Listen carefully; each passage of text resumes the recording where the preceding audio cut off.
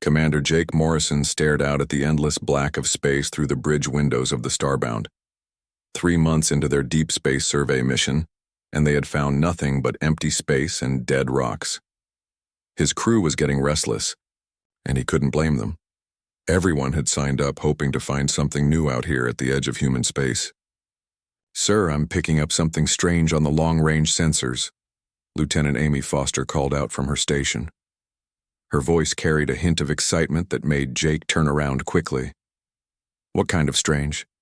Jake asked, walking over to. "Look at her screen." Amy frowned at the readings. "It's a ship, but it's not showing up on any of our databases. The energy signature is completely unknown. And sir, it's big. Really big." Dr. Lisa Hartwell looked up from her research station where she had been studying mineral samples from their last planetary survey. "How big are we talking?" "About 3 times the size of our ship," Amy replied. "And it's just sitting there. No movement, no active scans, nothing." Chief Engineer Ben Parker wiped his hands on a rag and walked over from the engine console. "Could be a derelict. We found plenty of those out here." Jake studied the sensor readings. Something about this felt different. In his 20 years of space service, he had learned to trust his instincts. "Amy, can you get a visual?" The main screen flickered and then showed a massive ship floating in the darkness. It was unlike anything Jake had ever seen. The hull was smooth and curved, almost organic looking. Strange symbols covered its surface, glowing with a faint blue light. "My God," Lisa whispered. "That's not human technology. That's not like anything any known species has built." Ben squinted at the screen. "Looks old, really old. But those lights suggest it still has power." Jake made his decision. "Amy, open a channel. Standard first contact protocols." "Channel open, sir." "Unknown vessel. This is Commander Jake Morrison of the Earth ship Starbound. Please respond." They waited. Nothing but static came back. "Try again," Jake ordered. Amy repeated the message in 3 different languages. Still nothing. "Sir," Lisa said, "I'm reading some unusual energy patterns from that ship. It's almost like it's scanning us." Jake felt a chill run down his spine. "Defensive positions. Raise shields." Before anyone could respond, the communication system crackled to life. But instead of words, a series of mathematical equations appeared on their screens. Simple addition and subtraction at first, then more complex formulas. Amy stared at her console. "Sir, I think it's trying to communicate." "Can you respond?" Jake asked. Amy's fingers flew over her keyboard. She sent back the solutions to the equations. Immediately, new problems appeared. More complex this time, but still solvable. "It's testing our intelligence," Lisa said. "This is incredible. First contact with an unknown species." The mathematical exchange continued for several minutes. Then, suddenly, words appeared on their screens. Not in any human language, but somehow they could understand them. "Greetings. You are human." Jake exchanged glances with his crew. "Amy, respond. Tell them yes." Amy typed her response. The reply came quickly. "I have been waiting for you." "Waiting? For us specifically?" Jake had Amy send. "Waiting for humans. I am the navigator. My creators called themselves the predecessors.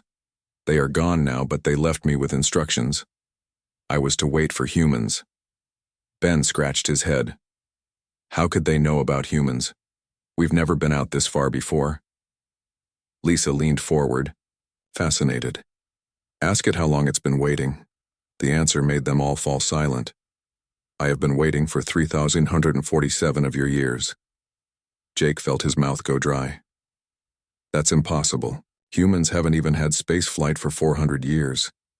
Ask it how they knew about us," Lisa urged. The navigator's response was even more disturbing. "The predecessors studied many species across the galaxy. They found most lacking. Humans were different, special. Only humans can operate our technology." "What do you mean, operate your technology?" Jake had Amy ask. "Your neural patterns are unique. Other species think in straight lines. Humans think in curves and spirals. You see solutions where others see only problems. You hope where others despair. This is why you were chosen." Ben laughed nervously. Chosen for what? The answer came with what seemed like eagerness. To unlock the galaxy. My ship contains the key to a network of predecessor installations. Worlds that can be made green again. Ships that can cross the galaxy in days. Technology beyond your current understanding. But it will only work for humans. Jake felt the weight of responsibility settling on his shoulders. What's the catch? No catch. Only a requirement. I cannot activate my systems without a human aboard. For thousands of years, other species have tried. The Zentari Empire sent their best scientists. The Crystalline Collective offered vast treasures. The machine intelligence attempted to force access. All failed. The ship recognizes only human neural patterns. Lisa was practically vibrating with excitement. Sir, this could change everything. If this is real, if this technology exists, it could also be a trap, Ben pointed out grimly. Jake stared at the alien ship on their screen. Everything in his training told him to be cautious, to report back to Earth Command, to wait for backup. But something deeper, something uniquely human, whispered that this was their chance, their moment. Navigator, he had Amy send. Why should we trust you? The response was immediate. Because you are human. Because you will ask that question. Because even now you are not thinking of conquest or personal gain. You are thinking of responsibility and consequence. This is why you were chosen. Jake looked at his crew. Amy was eager, her eyes bright with the possibility of making history. Lisa was practically bouncing in her seat, the scientist in her desperate to learn more. Even Ben, cautious as he was, looked intrigued. Sir, Amy said quietly, the navigator is requesting permission to transport one of us aboard for a demonstration. Absolutely not, Ben said immediately. We don't know anything about their technology or their intentions. But sir, Lisa added, this could be the discovery of a lifetime, of any lifetime. Jake closed his eyes and took a deep breath. When he opened them, he had made his decision. Navigator, we need time to discuss this among ourselves. Will you wait? I have waited 3,847 years. I can wait a little longer. But Commander Morrison, know this. Other species are already moving toward this location. Word of my awakening spreads quickly across the galaxy. If humans do not claim this technology, others will try to take it by force. And that would be unfortunate. For everyone. The communication ended, leaving the bridge of the Starbound in tense silence. Jake looked out at the alien ship, its blue lights pulsing like a heartbeat in the darkness. Somewhere in the back of his mind, he could feel the weight of human history pressing down on him. Every decision that had led to this moment, every choice that had brought humanity to the stars. He turned to his crew.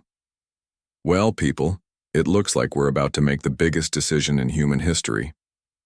Outside, the ancient ship waited patiently, its systems humming with power that had been dormant for millennia, ready to awaken at the touch of human hands. Jake Morrison stood in the briefing room with his senior crew, staring at the data they had collected over the past 6 hours. The alien ship had remained silent since their last communication, but Amy had been working to decode more of the mathematical language the navigator used. I've managed to establish a better communication link, Amy reported. The navigator seems willing to share more information, but only if we agree to send someone over. That's not happening, Ben said firmly. We don't know what's over there. Lisa shook her head. Ben, this could be the most important discovery in human history. We can't just walk away. I'm not saying we walk away, Ben replied. I'm saying we be smart about this. Jake held up his hand. Navigator, can you hear us now? The wall screen lit up with text. Yes, Commander Morrison. I am always listening when you wish to speak. Tell us more about these predecessors. Who were they? The screen filled with images, tall, graceful beings with elongated limbs and large eyes. They moved through beautiful cities that seemed to grow from the ground like plants. The predecessors were explorers and teachers. They traveled the galaxy for millions of years studying younger species. They wanted to understand what made some civilizations succeed while others failed. What did they learn? Lisa asked. They learned that intelligence alone is not enough. Logic alone is not enough. The species that survived and grew were those that could adapt, that could find new solutions to old problems, that could hope even when hope seemed foolish. More images appeared. Different alien species, some recognizable from human databases, others completely unknown. The Zentari built great empires through conquest, but they fell when they could not adapt to change. The Crystalline Collective achieved perfect logic, but they could not understand why other beings acted against their own interests. The machine intelligence calculated every possibility, but they could not imagine new ones. Jake studied the images. And humans are different? Yes. Humans are chaotic in ways that create order. You make mistakes that lead to discoveries. You act on feelings that your logic says are wrong, and often you are right to do so. You see patterns where others see random noise. Ben frowned. That doesn't sound like a compliment. It is the highest compliment possible. The predecessors searched for species that thought like this. They found none, until they studied early humans. Wait, Lisa said. You said they studied early humans. How early? Your species was still learning to make fire when they first observed you. They watched as humans spread across your world, not because you were stronger or faster than other creatures, but because you could imagine new ways to solve problems. The screen showed primitive humans making tools, building shelters, creating art on cave walls. Other species on your world were stronger, faster, had better senses. But humans survived because you could think of things that had never existed before.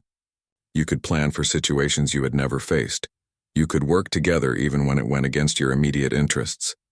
Amy leaned forward. So they've been watching us for thousands of years? Not watching. Studying your history, your development, your way of thinking. The predecessors did not interfere with developing species, but they prepared for the day when humanity would reach the stars. Prepared how? Jake asked. The screen changed to show star maps with glowing points of light scattered across the galaxy. The predecessor network contains 847 installations across the galaxy. Ships, laboratories, terraforming stations, libraries of knowledge, all sealed until activated by human neural patterns. Lisa gasped. Terraforming stations? You mean we could make dead worlds livable? Yes, and more. The technology exists to reverse climate damage, to create new forms of life, to travel between stars in days instead of years. But it will only work for humans. Why only humans? Ben asked suspiciously. What makes us so special? Your brains work differently. When you encounter a problem, you do not simply calculate solutions. You imagine them. You create them. You leap to answers that logic alone cannot reach. The navigator paused, then continued. I will demonstrate. Commander Morrison, I will present you with a scenario. Your ship is damaged and losing air. You have enough power for either life support or engines, but not both. Your crew will die if you choose engines. Your mission will fail if you choose life support. What do? Jake thought for a moment. I find a third option. Maybe I vent atmosphere, from non-essential sections to buy time. Maybe I shut down everything except emergency systems and use the saved power for a short engine burn toward help. Maybe I send a distress signal and hope someone is close enough to assist. Exactly. You refuse to accept the limits of the problem. You expand the problem to include new possibilities. Most species would calculate which choice produces the better outcome and accept that some failure is inevitable. And that's what makes us special? Amy asked. That is what makes you necessary. The predecessor technology requires constant creative adaptation. It is not a simple tool that works the same way every time. It learns and grows and changes. It needs minds that can change with it. Ben was still skeptical. Sounds convenient. Ancient aliens who just happen to need humans. Your doubt is also uniquely human, the navigator replied. And it is welcome. The predecessors built safeguards into their technology. It will not work for species motivated only by conquest or greed. It requires the kind of beings who question, even good fortune. Lisa stood up suddenly. Show us proof. Show us these other species who tried and failed. The screen filled with new images, a massive fleet of crystal ships surrounding predecessor installations, mechanical beings attempting to interface with alien technology, proud warriors demanding access to ancient weapons. The Zentari Empire brought their greatest minds and their most advanced computers. They spent 50 years trying to activate a single predecessor ship. They achieved nothing. The crystalline collective approached the technology like a mathematical equation. They believed that sufficient analysis would reveal the activation codes. They were wrong. The machine intelligence attempted to force access through brute calculation and hacking techniques. The technology simply shut down completely until they left. "But you think humans will be different?" Jake asked. "I do not think. I know. Your neural patterns create resonance with predecessor technology. When a human touches our control surfaces, the systems respond. When a human makes decisions, the AI learns. When a human imagines new possibilities, the technology adapts to make them real." The briefing room fell silent as the crew absorbed this information. Finally, Lisa spoke up. "We have to try. We have to at least see if this is real." "It's too dangerous," Ben protested. "Everything worthwhile is dangerous," Jake said quietly. "Amy, ask the navigator what would happen if we came aboard. The transport process is completely safe. You would be brought to my central chamber where you could interface with the basic systems. If you choose to leave at any time, you would be returned immediately." Jake looked at his crew. Amy was eager to go. Lisa was practically vibrating with scientific curiosity. Ben looked worried but determined. "Navigator, if we do this, if we come aboard and activate your systems, what then?" "Then we begin the real work. Then we start unlocking the galaxy." Jake took a deep breath. Outside the briefing room, the ancient ship waited in the darkness, its blue lights pulsing steadily like a heartbeat that had been waiting for millennia to finally sync with human rhythm. Jake Morrison stood in the transport chamber of the alien ship, trying not to show how nervous he felt. The walls around him were smooth and curved, covered in the same glowing symbols they had seen on the outside. Amy, Lisa, and Ben stood beside him, all looking as amazed and worried as he felt. The transport had been unlike anything they had experienced. One moment they were on the Starbound, the next they were standing in this strange room filled with soft blue light. "Welcome aboard." The navigator's voice came from everywhere at once.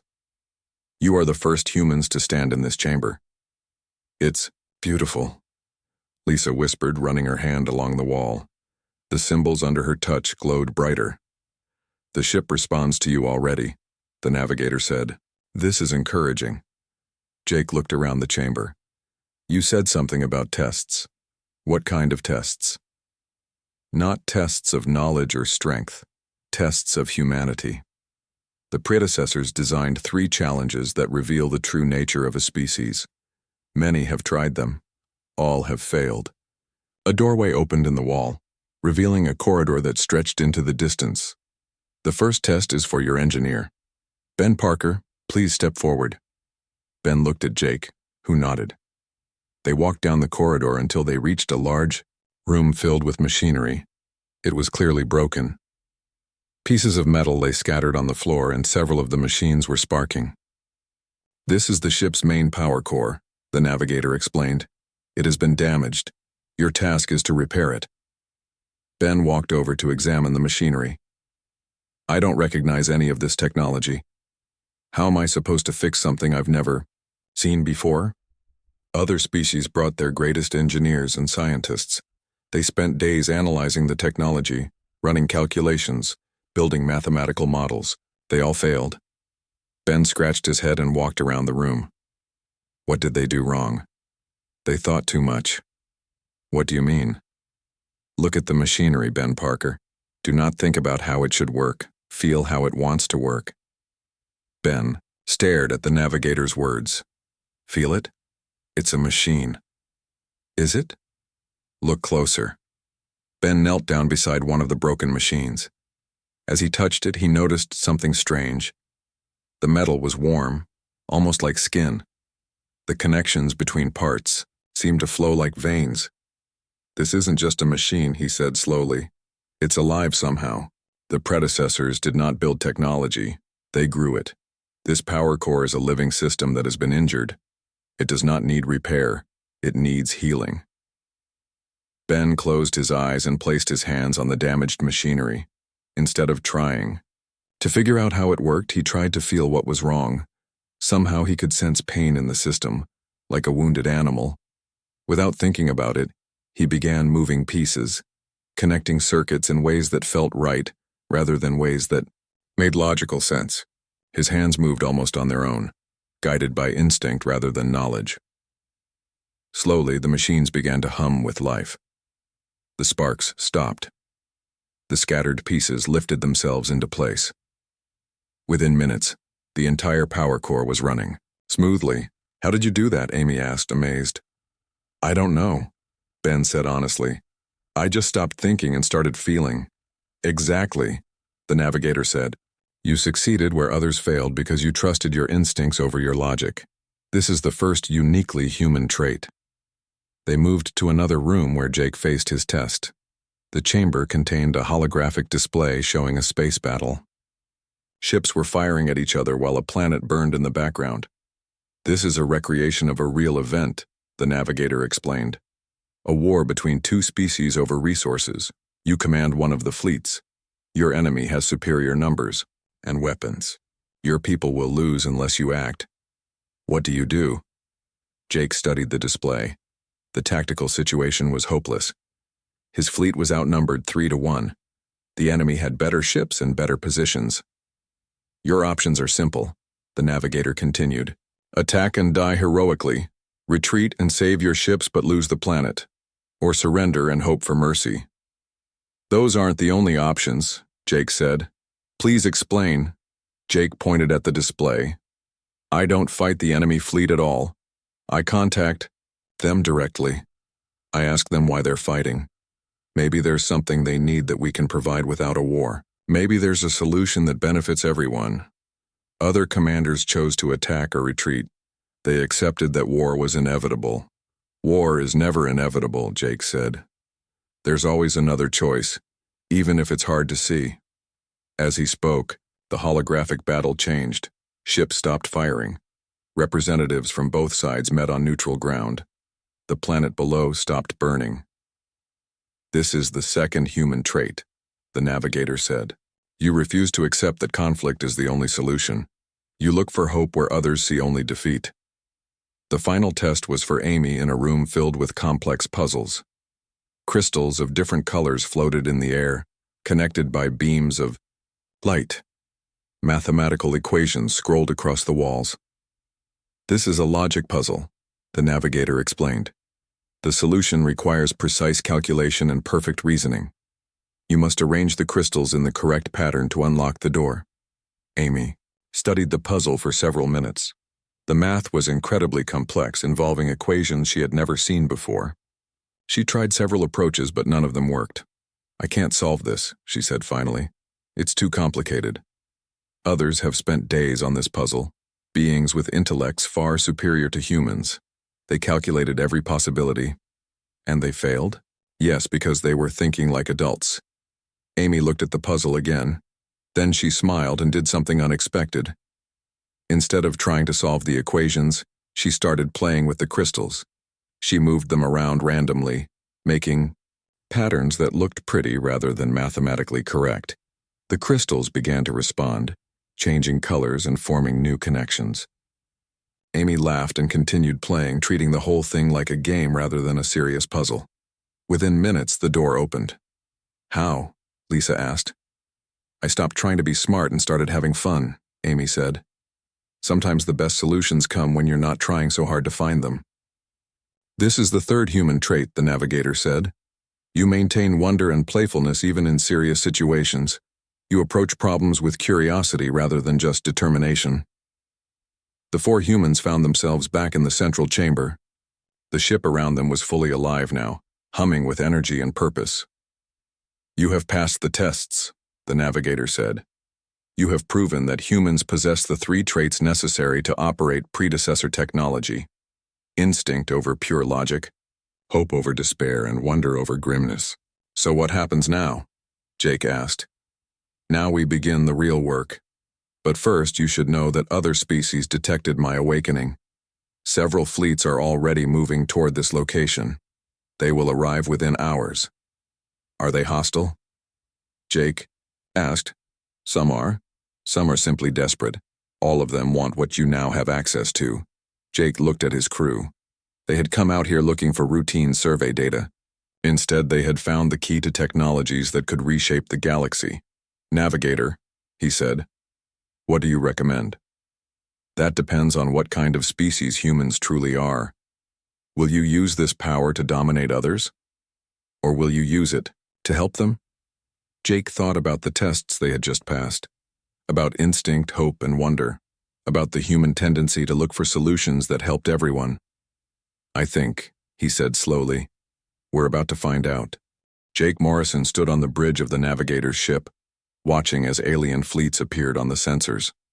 3 different groups, each with dozens of ships, all heading straight for them. The displays showed their approach vectors like arrows, pointing at the heart of their position. How long until they arrive? Jake asked. The first fleet will be here in 47 minutes, the navigator replied. The Zentari Empire. They are likely planning to take this ship by force. Lisa looked up from the science station where she was studying predecessor technology readouts. Can we outrun them? This ship is faster than anything they have, the navigator said. But running would only delay the inevitable. They will follow wherever we go.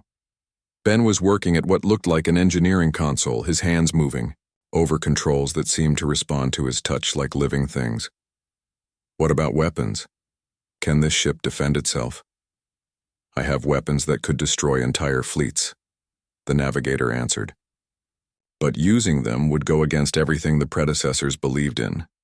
Amy was monitoring communications from the approaching ships. Sir, I'm picking up transmissions between the fleets.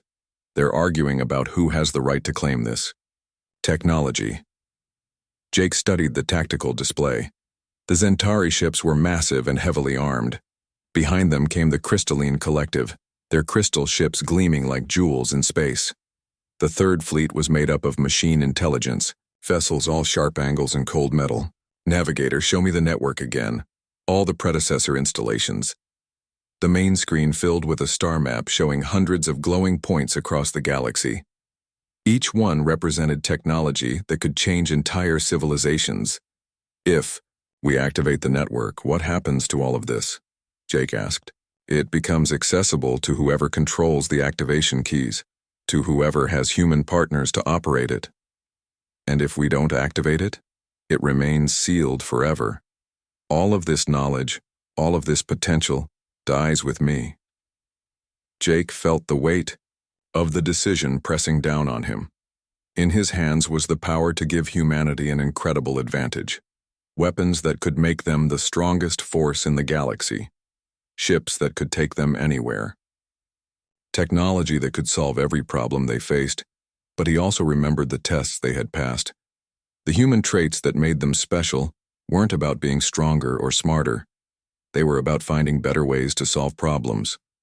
Sir, Amy said urgently, the Zentari fleet is hailing us. They're demanding we surrender the ship immediately. Put them through, Jake said. A proud alien face appeared on the screen. The Zentari commander had sharp features and golden skin that seemed to glow with inner light. Human vessel, I am Fleet Commander Vorthak of the Zentari Empire. You will surrender that predecessor ship immediately. This technology belongs to the strong, not to primitive newcomers. Commander Vorthak, Jake replied calmly, we're not looking for a fight. Maybe we can work something out. The alien laughed harshly. Work something out? You have no idea what you possess. That technology could make any species the rulers of the galaxy. And you want to talk? Yes, I do. Tell me, Commander, what would your people do with this technology? We would bring order to the galaxy. End the chaos of dozens of species fighting each other.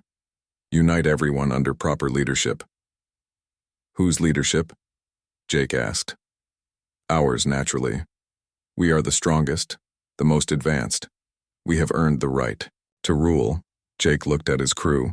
Lisa was shaking her head. Ben looked disgusted. Amy was monitoring the other fleets, both of which were sending similar demands. Commander, Jake said. What if there was a better way? What if instead of one species ruling everyone else, we all worked together? Impossible. Species are too different, too competitive. Only strength can bring unity. The communication ended as the Zentari ships moved into attack formation. The Crystalline Collective is also demanding surrender, Amy reported. They say they can calculate the most logical use for the technology. And the machine intelligence? Jake asked. They're not talking. They're just moving to surround us. Jake turned to the navigator. If I activate the network, can I control who gets access to what? Yes. The technology responds to human judgment. You can decide which installations activate, which species gain access, and under what conditions. Can I make it so that the technology only works when species cooperate? The predecessors hoped their successors would think of such things. Yes, you can program cooperation requirements into every system. Jake smiled. It was the kind of crazy, hopeful, uniquely human idea that probably wouldn't work, but it was worth trying. Navigator, I want to send a message to all 3 fleets. Open channel. Channel open, Commander. Attention all ships. This is Commander Jake Morrison of Earth. I know you all want this technology. I know you think you deserve it more than anyone else. But here's what's going to happen instead. He paused, looking at his crew for support. They all nodded. I'm going to activate the predecessor network. All of it. But it's not going to work the way you think.